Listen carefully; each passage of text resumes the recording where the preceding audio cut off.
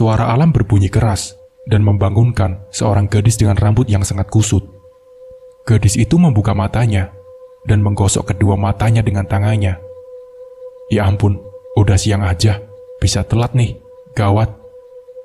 Gadis itu terkejut saat melihat jam dinding di kamarnya itu, lalu berlari ke kamar mandi untuk mandi dan bersiap-siap ke sekolah barunya. Gadis itu bernama Amarah. Dia berusia 13 tahun, sekarang di kelas 7. Dia adalah gadis pendiam dan pemalu.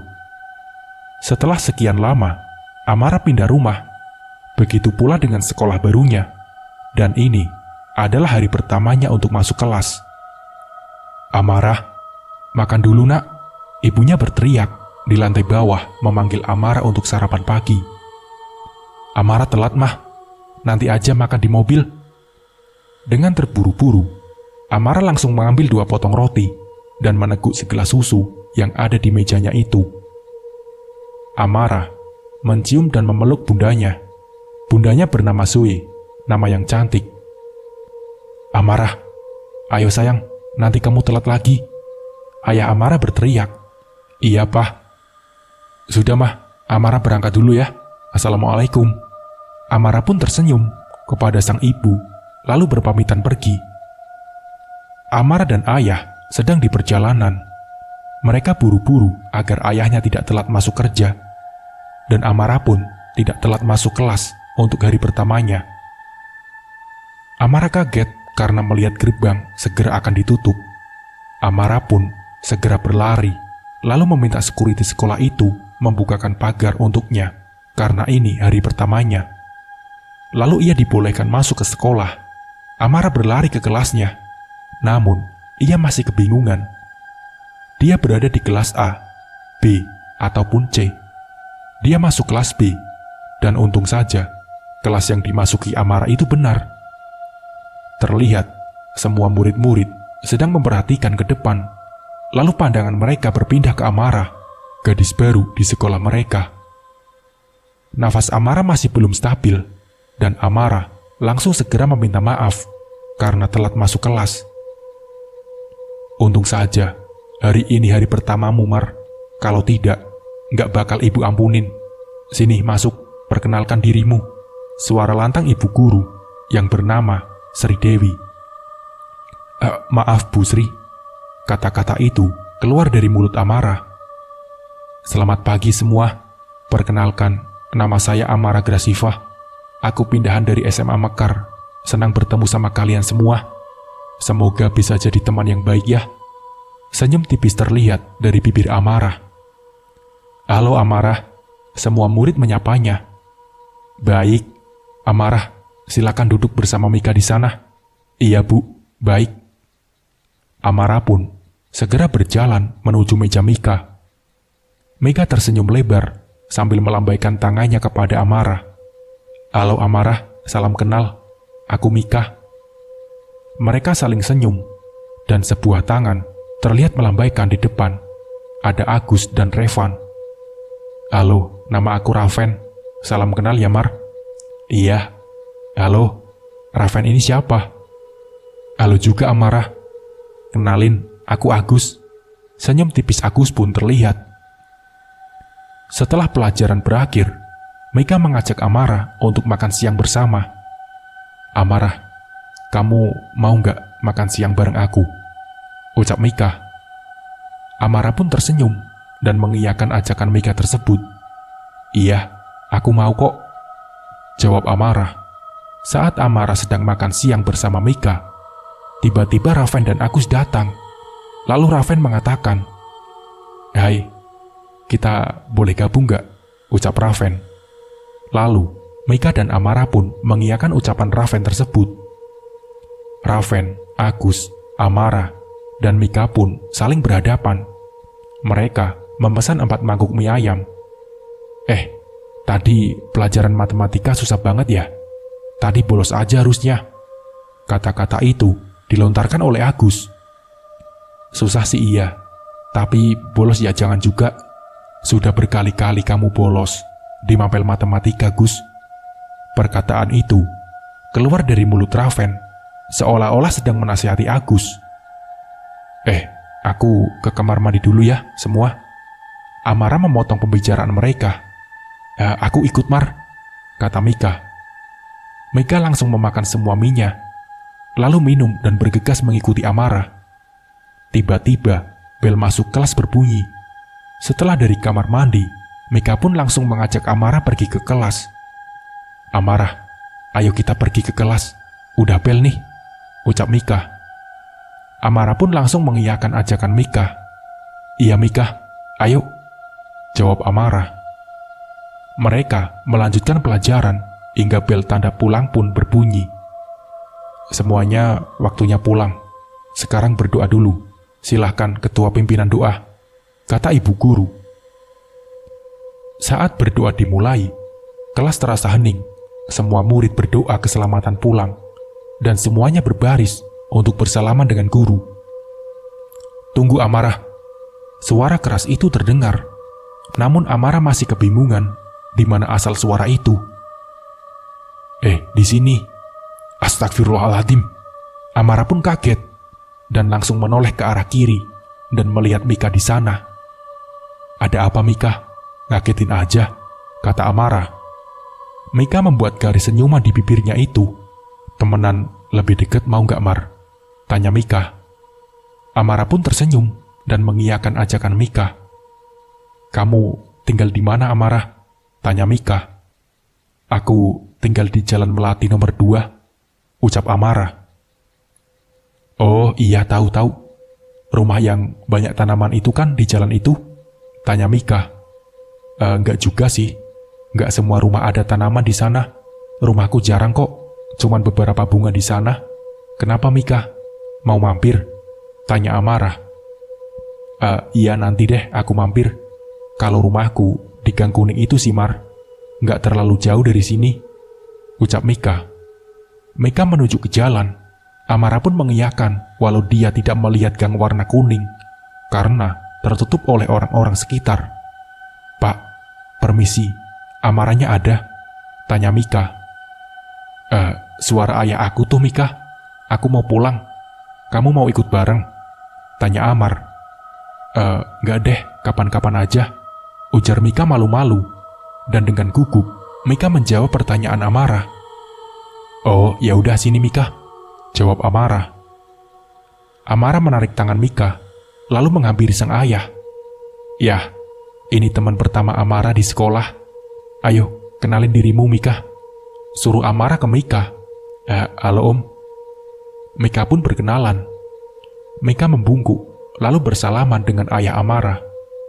Salam kenal, aku Mika temannya Amara, ucap Mika. Wah, temenmu sama cantiknya dengan Mumar. Kalian berdua cantik, ucap ayah Amara. Amara dan Mika merasa malu akan situasi itu. Lalu ayah Amara dan Amara berpamitan kepada Mika. Dan Mika juga berjalan untuk segera pulang. Tidak lupa, Mika berbalik lalu berteriak lagi kepada Amara. Amara, lupa minta nomor HP kamu, ucap Mika. Amara berbalik badan, lalu kembali untuk saling bertukar nomor HP. Sesampainya di rumah Amara, langsung bersalaman dengan sang ibu, lalu bergegas ke kamar mandi untuk mandi. Ya ampun, seger banget, habis pelajaran susah gini, emang enaknya mandi ya, ucap Amara dalam hati. Suara notifikasi di handphone Amara berbunyi. Tak berselang lama, Amara segera meletakkan HP-nya dan lalu berbaring di kasurnya sambil memegang boneka kesayangannya berbentuk panda. Terdengar suara langkah kaki dari kejauhan. Amara memakai jaket tebal berwarna merah dan membawa tasnya menggigil kedinginan. Tentu saja, hari ini cuacanya sangatlah buruk. Hujan dan petir serta angin mengembus dengan kencang, sehingga Amara merasa tubuhnya sangat kedinginan. Kakinya melangkah di lorong sekolah sangat dingin. Mika datang. Dia juga memakai jaket tebal sama seperti Amara. Terlihat di sana, Mika dan Raven sedang saling berhadapan mengobrol. Amara, sini gabung. Dingin banget ya cuaca hari ini, ucap Raven. Iya nih, dingin banget. Tadi mandi aja cuma 6 gayung, ucap Mika dengan nada kesal. Wah, dihitung ya, Mika bisa gitu, ucap Amara. Mereka bertiga pun tertawa kecil sebelum suara bel terdengar, lalu mereka bertiga berjalan untuk masuk kelas. Amara menatap jendela yang masih terlihat hujan dan petir masih saja menyambar. Samar-samar, Amara melihat gadis dengan rambut terurai panjang ke bawah, berjalan di bawah, sambil membawa pisau di tangannya. Lalu Amara pun izin untuk ke toilet. Bu, maaf, aku izin ke toilet sebentar ya, ucap Amara ke ibu guru. Oh iya Amara, silakan, ucap Bu Sri. Amara pun bergegas ke lantai bawah untuk mengecek siapa gadis membawa pisau itu.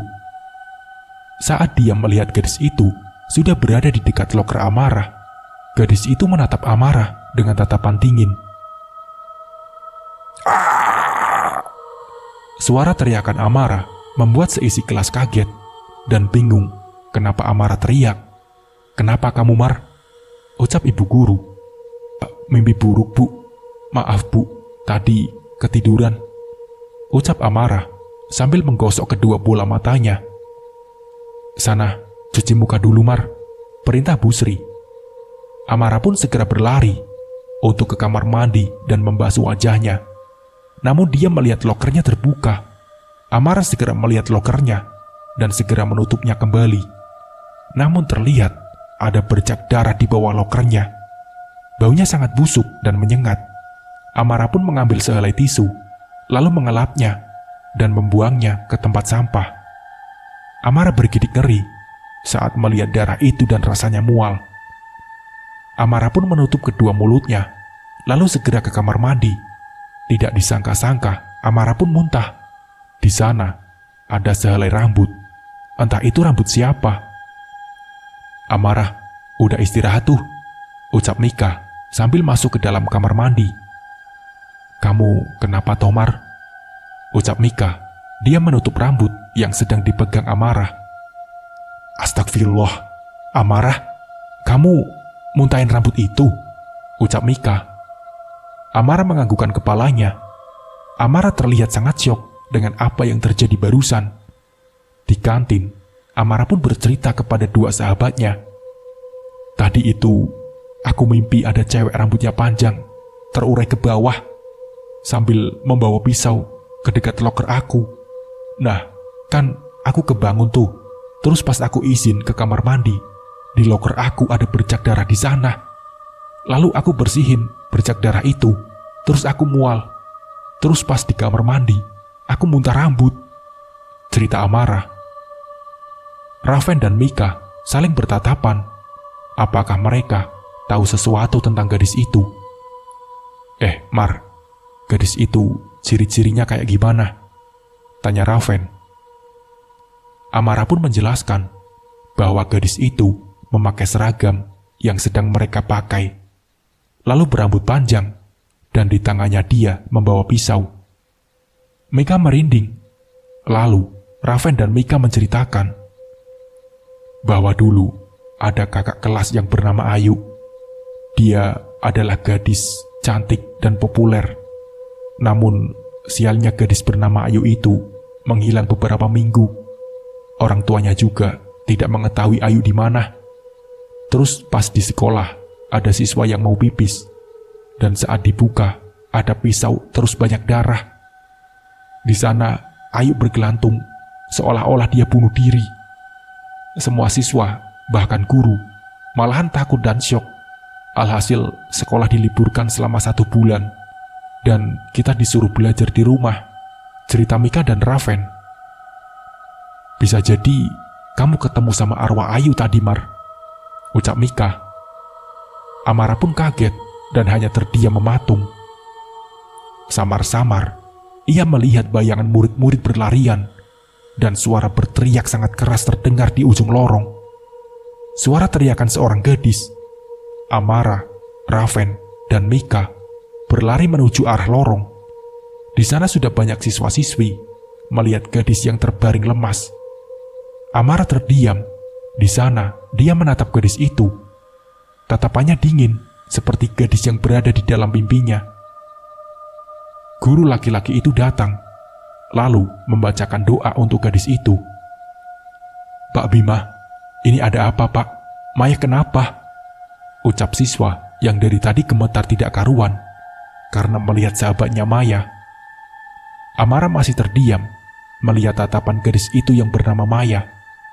Amara merasakan bahwa itu adalah Ayu, sosok hantu dengan rambut panjang dan tatapan sayunya.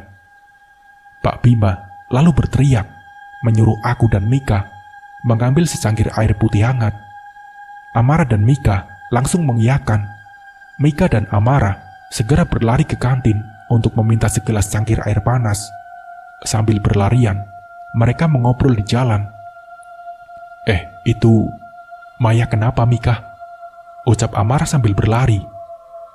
Mika hanya menjawab dengan menggelengkan kepalanya, seolah-olah jawaban dia adalah tidak tahu. "Ini, Pak, minumannya." Amara menyodorkan secangkir air putih kepada Pak Bima. Pak Bima membaca doa, terus meniupkan dan mencipratkan air kepada siswa yang berbaring lemas itu.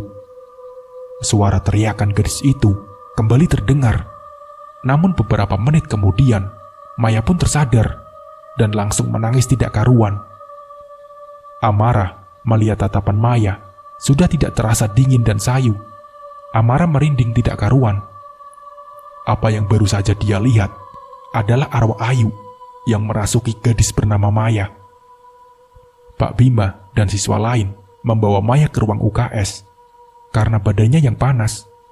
Tetapi anehnya, panasnya hanya di area kepala. Dari dada sampai ke kaki terasa sangat dingin. Bel tanda masuk telah berbunyi. Amara, Mika, dan Raven kembali ke kelas. Semuanya terdiam, hanya saling menatap satu sama lain. Entah apa yang mereka pikirkan saat itu. Jam istirahat kedua, bel berbunyi kembali. Amara mengajak Mika dan Raven untuk berbicara bertiga. "Kalian ngerasa gak sih tatapan Maya kayak Ayu? Seduh gitu tatapannya, dingin aja kerasanya," ucap Amara. Ayu?" ucap Raven dan Mika terkejut. Kamu pernah ketemu Ayu?" ucap Mika dan Raven bersamaan. Amara menjelaskan bahwa dia merasa yang berada di mimpi adalah Ayu karena terasa sangat dingin, dan hal itu dirasakan Amara saat bertemu dengan sosok Ayu. Raven dan Mika saling bertatapan, seolah-olah tidak percaya bahwa itu adalah sosok Ayu yang merasuki Maya. Amara berjalan ke UKS untuk melihat Maya. Dia di sana melihat Pak Bima, lalu dia bertanya kepada Pak Bima. "Pak, tadi Maya kerasukan?" tanya Amara. Pak Bima hanya mengiyakan saja pertanyaan Amara. Amara menatap dalam-dalam Pak Bima. "Bapak bisa melihat mereka?" tanya Amara. Pak Bima hanya menjawab dengan menggelengkan kepalanya. "Mereka? Maksud kamu?" ucap Pak Bima. Makhluk halus, Pak," ucap Amara. Amara dan Pak Bima berbincang tentang sosok apa yang merasuki Maya. "Aku rasa itu adalah Ayu. Tatapan Ayu dengan tatapan Maya itu sangat beda. Tapi tadi pas Maya kerasukan teriak-teriak, tatapannya sendu banget kayak Ayu," ucap Amara. Pak Bima menatap Amara, seolah-olah tidak percaya karena Amara adalah murid pindahan. Mana bisa dia mengetahui sosok Ayu yang telah lama meninggal. Amara pun menceritakan tentang mimpi dan kejadian anehnya. Amara berjalan di lorong sendirian. Dia menatap dinding yang gelap dan hampa. Samar-samar, dia melihat sosok Ayu yang mendekatinya. Wajah Ayu yang sangat seram. Ia di sana berlumuran darah. Namun saat mendekat dengan Amara, wajahnya cantik walau terlihat pucat. Amara dia membeku. Dia sangat kaget sampai tak bisa berteriak apalagi bergerak. Tatapan mereka saling berhadapan. Lalu Amara melihat gudang. Di pikirannya, seolah-olah Ayu mengisyaratkan bahwa ada sesuatu di gudang sana. Sosok Ayu menghilang perlahan. Amara pun duduk lemas. Dia masih kaget karena bertemu dengan Ayu secara berhadapan. Amara berlari sambil lemas. Dia tetap berlari menuju kelas menghampiri Raven dan Mika. Amara menceritakan bahwa dia bertemu sosok Ayu dan dia melihat gudang di lantai 2. Tatapan Raven dan Mika seakan-akan mereka kaget dan mereka mulai mempercayai Amara. Amara, Raven, dan Mika segera menuju gudang di lantai 2. Dia melihat ada seseorang di gudang sana. Samar-samar terlihat guru perempuan. Mereka tidak tahu siapa guru itu. Amara, Raven, dan Mika masuk secara diam-diam. Saat guru itu telah pergi, tidak jelas guru apa yang masuk ke gudang itu. Di sana, Amara, Raven, dan Mika pun terkejut karena gudang itu sangat berdebu dan bau. Baunya sangat menyengat, sehingga mereka batuk-batuk di dalam sana. Dan mereka bertiga menemukan sebuah album foto para siswa yang di sana ada foto Ayu. Foto Ayu dilingkari oleh spidol berwarna merah. Tercatat di sana tulisan yang sudah tidak jelas. Amara membawa album itu, dan bel pun sudah berbunyi, menandakan bahwa sudah waktunya masuk dan sebentar lagi akan pulang. Amara membawa album dan langsung bergegas pergi ke kelas. Sesudah di kelas, Amara langsung membereskan barang-barangnya dan memasukkan ke dalam tasnya. Setelah membereskan dan memasukkan barang-barangnya ke dalam tas, Amara langsung pulang dan membawa album tersebut ke rumahnya. Sesampainya di rumah, Amara langsung membuka album tersebut. Anak-anak di sana adalah kakak kelas yang sudah lulus, termasuk juga dengan Ayu. Di sana ada beberapa murid yang ditandai mukanya oleh spidol berwarna merah. Dan kabarnya, murid-murid itu sudah tidak diketahui keberadaannya. Bahkan, orang tuanya pun, guru-guru, dan kepala sekolah tidak tahu. Seolah-olah identitasnya dihilangkan oleh seseorang. Di sana Amara kaget karena melihat di bawah tulisan ada tertulis tanggal lahir, dan semuanya hari Jumat yang ditandai. Amara juga lahir hari Jumat. Amara pun berpikir sejenak, lantas apa hubungannya dengan semua kejadian ini? Amara membuka HP-nya, lalu menanyakan kepada Raven dan Mika. Amara pun menjelaskan semuanya tentang murid-murid yang lahirnya hari Jumat, ditandai sampai mereka hilang, dan identitasnya mereka tidak ditemukan. Amara, Raven, dan Mika juga lahir di hari Jumat. Mereka kaget terheran-heran dan merasa takut akan ada hal buruk menimpa mereka. Mika membuka laptop dan mencari asal-usul ini, dan dia menemukan sebuah informasi bahwa mereka semua adalah tumbal kekayaan. Amara, Raven, dan Mika merasa merinding. Apakah mereka bertiga adalah korban selanjutnya dari tumbal kekayaan? Mereka bertiga merencanakan untuk mencari tahu siapa pelaku dari tumbal ini. Pasti nggak jauh sih dari sekolah. Di gudang kan tadi ada guru. Samar-samar gitu kayak Bu Sri nggak sih? Ucap Raven. Amara dan Mika pun bingung. Dan mereka akan merencanakan dan mencari tahu siapa dalang dari semua ini. Terdengar suara hantaman keras. Amara langsung berlari dan melihat ke kamar mandi. Namun di sana tidak melihat apa-apa. Secara bersamaan, Raven dan Mika memuntahkan apa yang dimuntahkan Amara tadi pagi, yaitu sehelai rambut. Mereka langsung merinding tidak karuan. Mereka sudah tahu bahwa mereka adalah korban selanjutnya dan harus mencari tahu sebelum semuanya terlambat. Besoknya di sekolah, mereka saling bertatapan, dan akhirnya Mika berbicara duluan dan menceritakan kejadiannya waktu semalam memuntahkan sehelai rambut. Lalu dipotong pembicaraan bahwa Raven juga seperti itu. Mereka bertiga masuk ke kelas dan menunggu sampai istirahat. Dimulai setelah istirahat tiba, Amara, Mika, dan Raven segera menuju ruang CCTV dan meminta izin untuk melihat rekaman di sana. "Pak, aku izin lihat CCTV boleh?" ucap Mika. Di sana, Pak Firman menatap mereka ragu. untuk apa mereka melihat ruang CCTV dan dibiarkan setelah perbincangan panjang itu. "Cepat cek, Raven," ucap Amara dan Mika. Mereka melihat Bu Aini di sana. Mereka pun langsung kaget dan berjalan ke ruang guru, mencari Bu Aini. Namun Bu Aini tidak terlihat sama sekali di sana.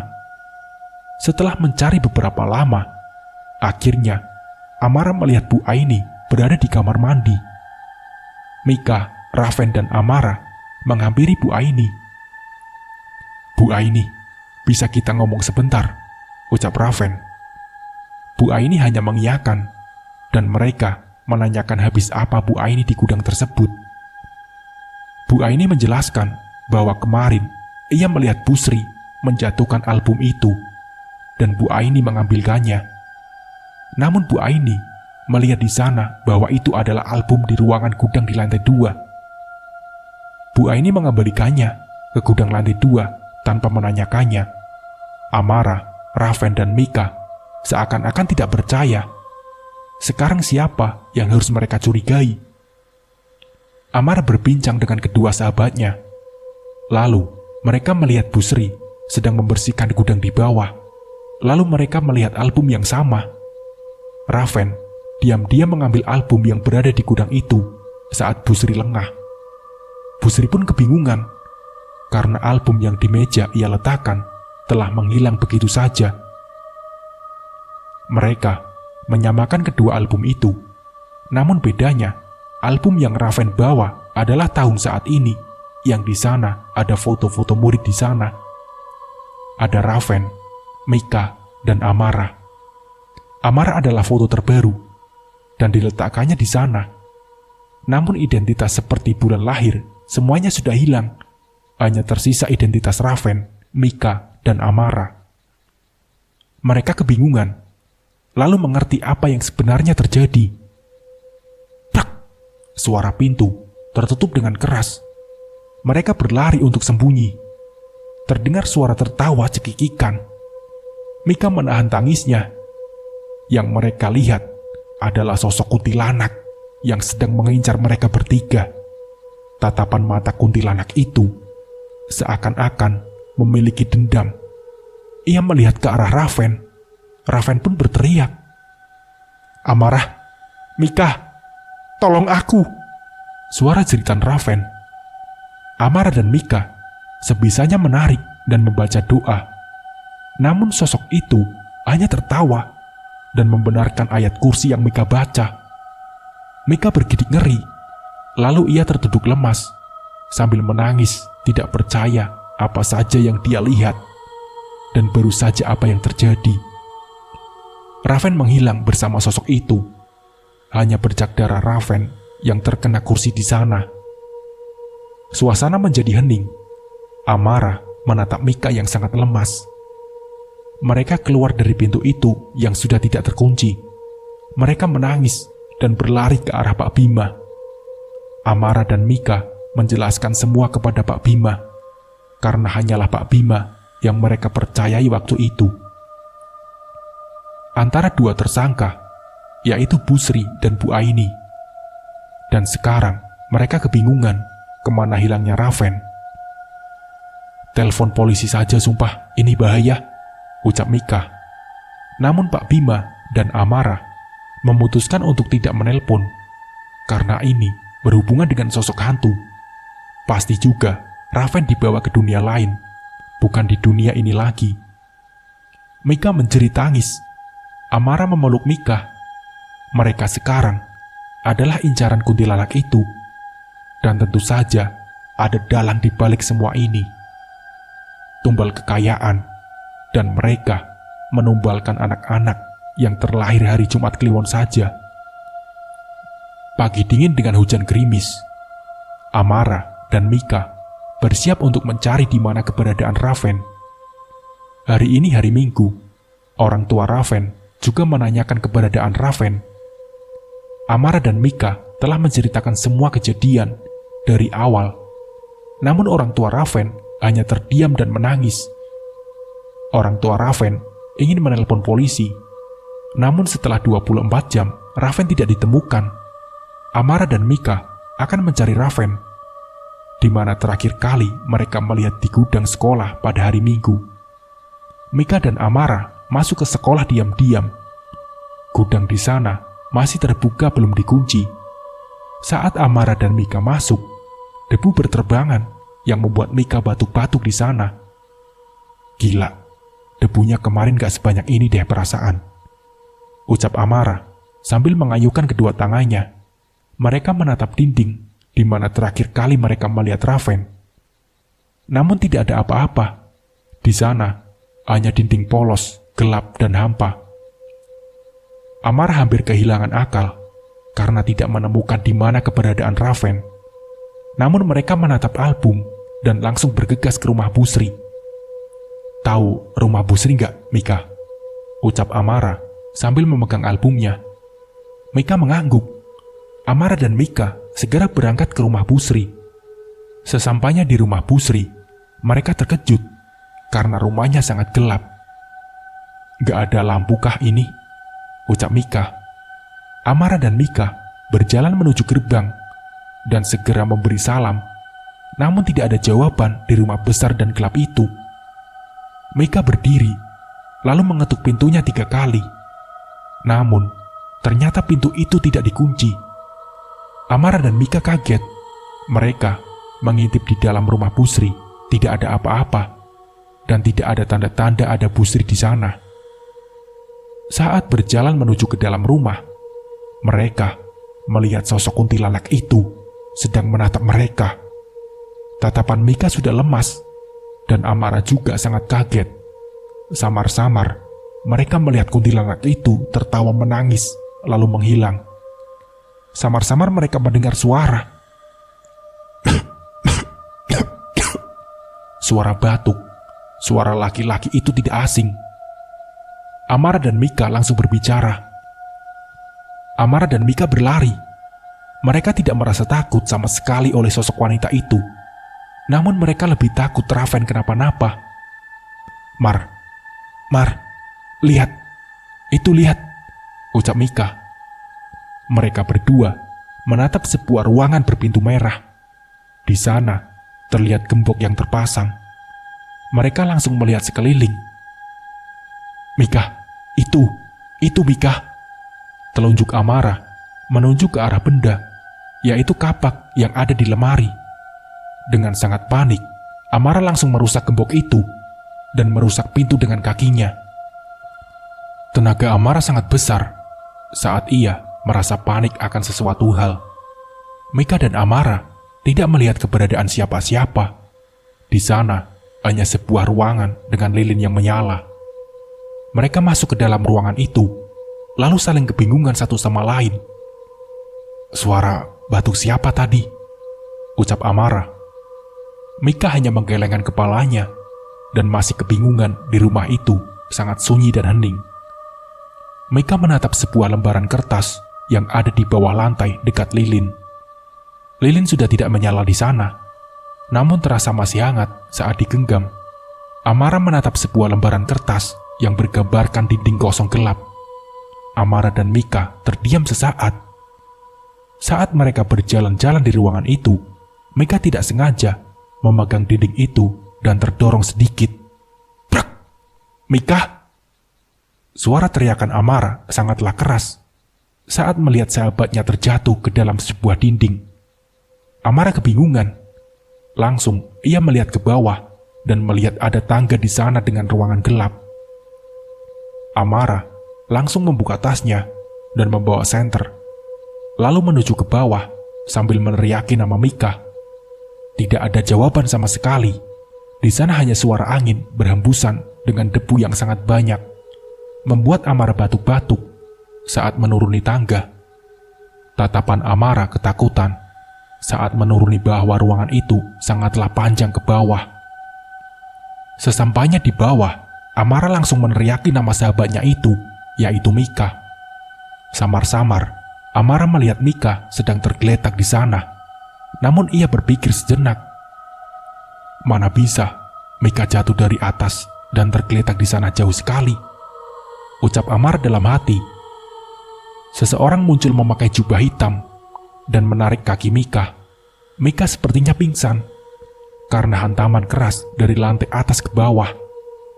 Namun Amara meyakinkan diri bahwa Mika belum benar-benar tewas. Dengan nafas yang terbata-bata karena banyak debu dan menahan debu, Amara sangat ketakutan. Tangan dia bergemetar saat melihat ada orang berjubah hitam membawa Mika ke ruangan lainnya. Di sana sangat gelap, hampa dan sunyi. "Aku harus bagaimana?" ucap Amara pasrah di dalam hatinya. Dengan meneteskan beberapa air mata, Amara langsung membulatkan tekad dan niat untuk menolong sahabatnya. Yang ia hadapi adalah rasa takut sekarang.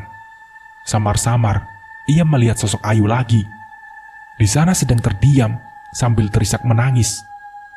Namun dia tidak mengatakan apa-apa. Seperti dia diperintahkan tidak memberitahu apa kebenarannya.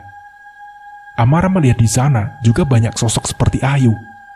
Mereka terdiam dengan wajah pucatnya, dan ada yang mukanya hancur. Sampai ada juga yang kepalanya hilang. Sejauh ini, Amara melihat Ayu adalah sosok yang cantik dari sosok-sosok lainnya.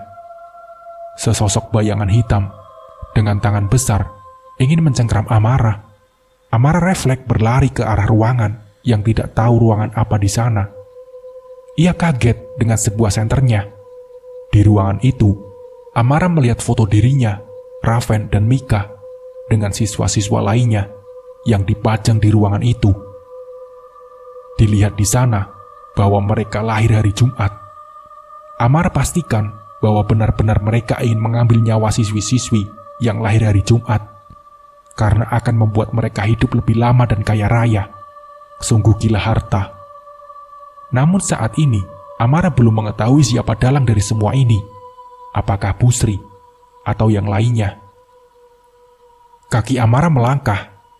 Ia mengambil sebuah pisau, lalu dimasukkan ke jaketnya, dan langsung bergegas mencari keberadaan Raven dan Mika. Tidak lupa Amara berdoa, karena di setiap lorong pasti ia melihat makhluk-makhluk yang muka atau badannya sangat mengerikan. Terdengar suara seseorang di dalam ruangan itu yang membuat Amara lari sambil menahan emosi membara di dalam dirinya. Tak! Suara kayu mengenai kepala Amara. Jelas ada seseorang yang memukul Amara. Orang berjubah hitam itu langsung membawa Amara dan menariknya ke dalam. Amara tersadar, namun ia sangat lemah karena pukulannya itu. Samar-samar, Amara melihat Mika, dan di sana ada Raven. Amara masih ingat sedikit bahwa dia ditarik, namun ia merasakan juga bahwa tangan dan kakinya diikat. Dengan tatapan samar-samar, Amara melihat bahwa orang yang memakai jubah hitam itu ada 2 orang, bukan hanya 1 orang. Dengan semua tenaga di dalam tubuhnya, Amara bisa membuka kedua bola matanya dan melihat mereka. Namun saat manusia berjubah hitam menoleh, Amara menunduk dan memejamkan matanya, seolah-olah dia belum tersadar dari mimpinya. Terdengar, mereka saling berbisik tidak jelas. Mereka membicarakan suatu hal. Ternyata, di sana bukan hanya ada Raven dan Mika. Di sana juga, Amara melihat Maya juga. Ternyata, Maya juga lahir pada hari Jumat. Astaga, tasku kemana? Ucap Amara dalam hatinya. Amara mengambil sebuah HP di dalam tasnya. Ia tidak menggunakan HP dan lebih memilih senter untuk penerangan karena senternya berukuran lumayan besar dan cukup terang. Amara melihat sekelilingnya terdapat Mika dan Raven yang sama sedang digantung. Namun Maya masih terbaring lemas. Raven, Mika, bisik Amara secara pelan. Namun hanya Mika yang tersadar. Mika hampir saja berteriak saat melihat sekelilingnya. Jangan teriak, Mika. Diam. Di sini ada manusia berjubah hitam yang membawa kita semua ke sini. Hari ini juga aku bakal cari tahu siapa dalang dari semua ini. Amara melihat ada kapak dan ia mencoba mengayunkan kakinya, lalu mengambil, namun tidak bisa. Ia melihat juga di sana ada sebuah pisau. Akhirnya setelah berusaha, Pisau itu terambil karena mereka lupa bahwa tidak mengikat kakinya yang kanan. Maya pun tersadar dan melihat sekeliling. Lalu, ia melepas tangan dan kakinya Amara dan Mika. "Ayo, sekarang giliran melepas Raven," ucap Amara. Tapi Maya membisikkan bahwa Raven telah dikutuk, dan kutukan itu hilang entah bagaimana caranya. "Jadi, jangan sampai mereka memegang tubuhnya. Cepat!"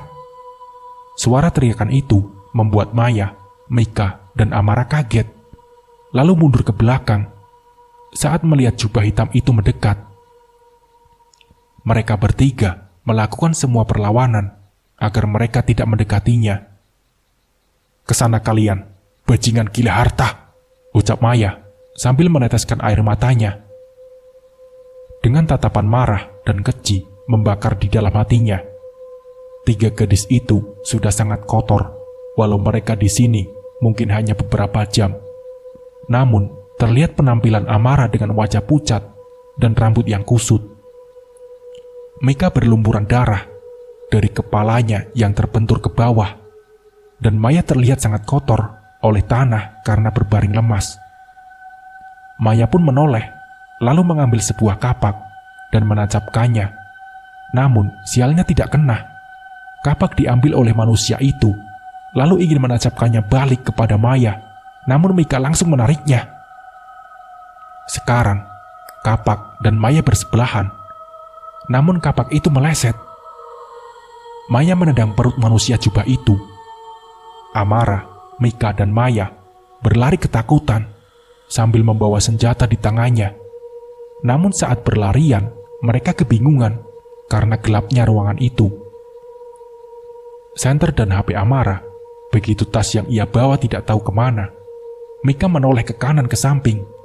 Ia melihat sebuah tas, dan itu adalah tasnya Amara. Mereka langsung mengambil handphone untuk menelpon polisi. Namun sialnya, di sana tidak ada sinyal. Mereka harus ke atas dan langsung menelpon. Teriakan itu sangat menggelegar. Saat berbalik, Amara melihat Maya ditarik. Saat Amara berlari, ia melihat Maya dibantingkan kepalanya berkali-kali ke dinding sampai kepalanya hancur, dan darahnya mengalir kemana-mana. Tatapan lemas Amara saat melihat temannya mati di depan matanya sendiri. Mika duduk untuk sesaat karena lututnya sangat lemas.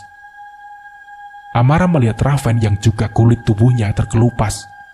Jubah hitam itu langsung membuka topengnya. Benar saja, ia adalah Busri. Busri berlari ke arah Amara. Mika pingsan karena syok. Amara pun terdiam di sana sambil menatap Busri yang mulai mendekat. Amara pun terjatuh karena Busri mencekik Amara. Terlihat Amara sangat sesak. "Lepasin, lepasin," ucap Amara sambil terengah-engah. Tatapan Busri sangatlah kejam. Di sana, ia ingin membunuh Amara. Amara melihat sekeliling. Ia melihat batu di sisinya, namun lumayan jauh.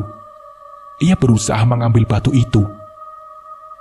Busri tidak memperhatikan bahwa Amara sedang berusaha mengambil batu. Namun usaha Amara sia-sia. Batunya tidak terambil, bahkan tidak tersentuh sama sekali. Amara sudah sesak nafas, hampir saja ia melepaskan nyawanya. Namun, suara Mika yang memukul kepala Busri menggunakan batu yang Amara ingin ambil. Busri tergeletak terbaring lemas, sampai kepala Busri mengeluarkan darah. Mika langsung menarik Amara dan membantunya. Amara, udah Mar, gak apa-apa sini Mar, ucap Mika sambil menangis.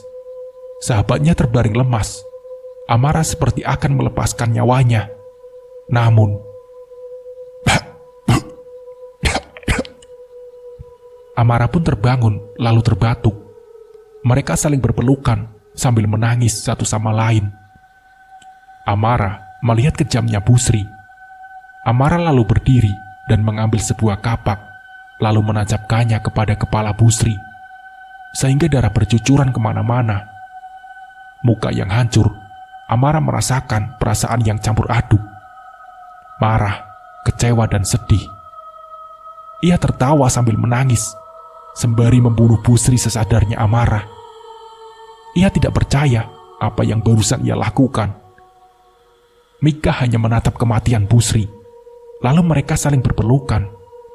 Mereka terduduk lemas di sana, namun masih ada jubah hitam lagi di sana. Mereka melihat jubah hitam itu berdiri sambil menatap darah-darah yang bercucuran kemana-mana, dan sebuah kapak, serta melihat Busri meninggal. "Sri bajingan, kau layak mati, Sri," ucap Mika tertawa dan menangis. Jubah hitam itu datang, lalu mengambil kapak dan mengejar Mika. Mika berlari untuk menyelamatkan diri. Amarah juga membantu melawan. Namun kali ini, mereka rasa lebih kuat. Kapak meluncur tepat ke arah kaki Mika. Tidak, tidak, kakiku." Melihat kaki Mika yang terluka dan bercucuran darah, Amarah langsung menggendong dan membawanya. Mereka berlarian saling mengejar ruangan itu.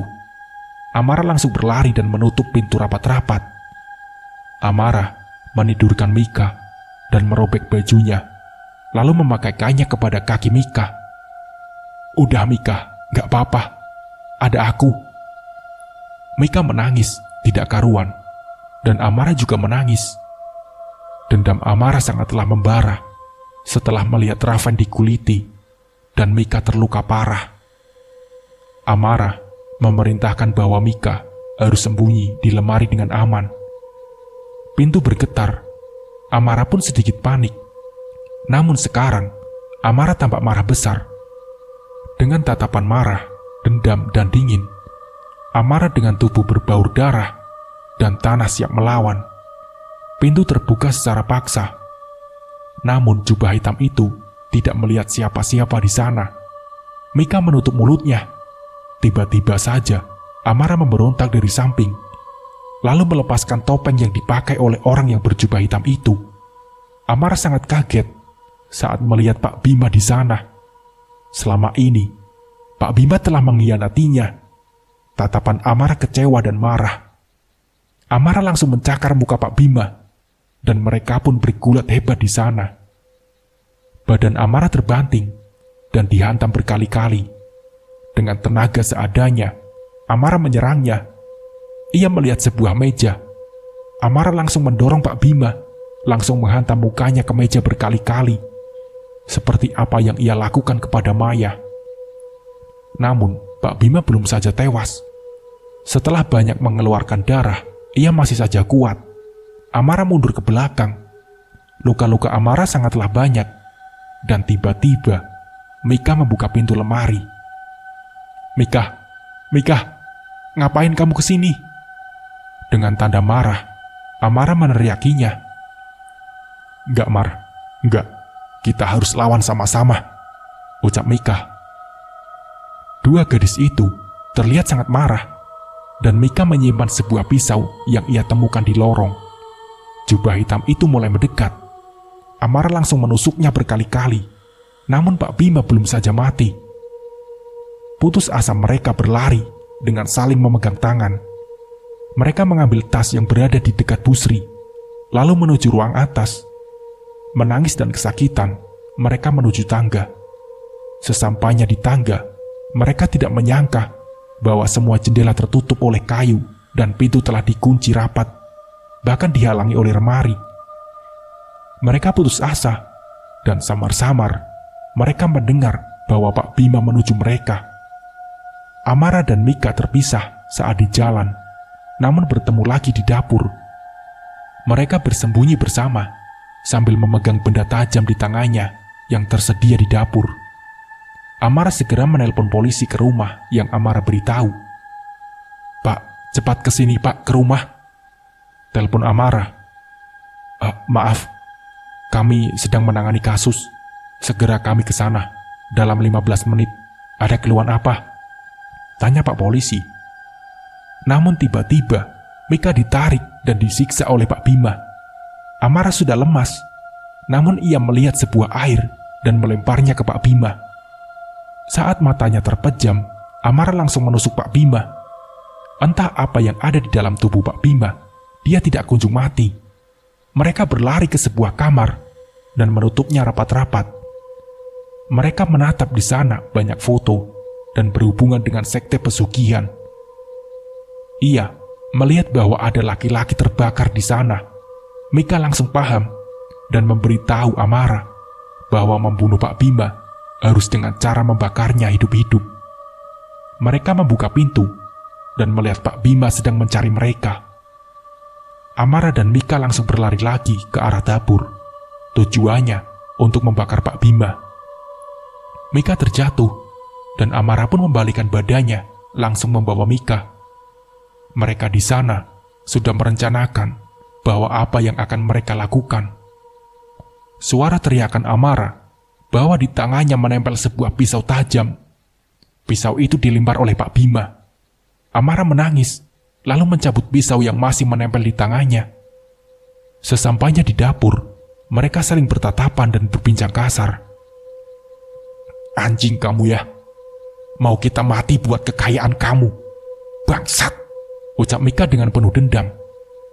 Namun Pak Bima hanya mengangguk dan senyum. Di sana Amara bergidik ngeri. Mika memancing Pak Bima mendekati dirinya. Saat benar-benar Pak Bima mendekati dirinya, Amara langsung menusuk jantungnya. Lalu Mika menyalakan kompor. Teriakan Amara seakan-akan mereka akan bebas. Menangis sambil tertawa saat melihat Pak Bima kesakitan terkena api membara. Pak Bima akhirnya tewas. Namun tidak mereka sadari bahwa itu membakar hampir seisi rumah. Mereka berlari dan mencoba menyingkirkan lemari.